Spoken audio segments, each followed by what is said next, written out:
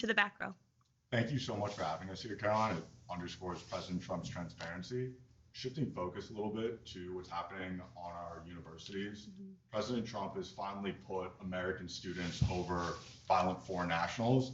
And right now we're seeing the media whitewash the violence perpetrated on our college campuses. We see many universities trying to bypass President Trump's executive order. And my question is, how exactly does President Trump will make sure that these universities are being properly held accountable and violent foreign nationals who are taking over campus buildings are sent back home?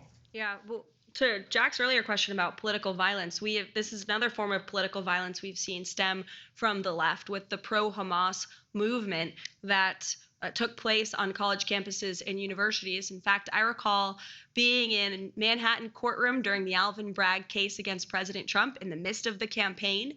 And we were in that courthouse watching the television as these violent riots unfolded on the campus of Columbia University.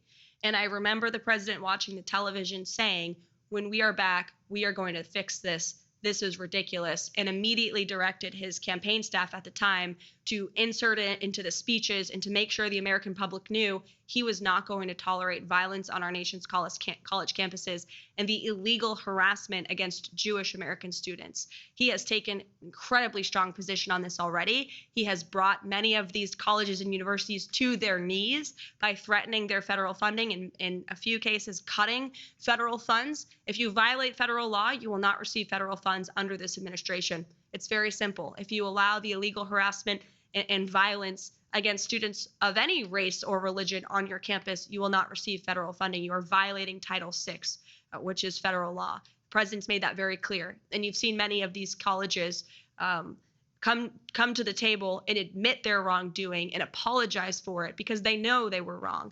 Unfortunately, we didn't have a president at the time who was holding them accountable, who was completely silent as students were being targeted.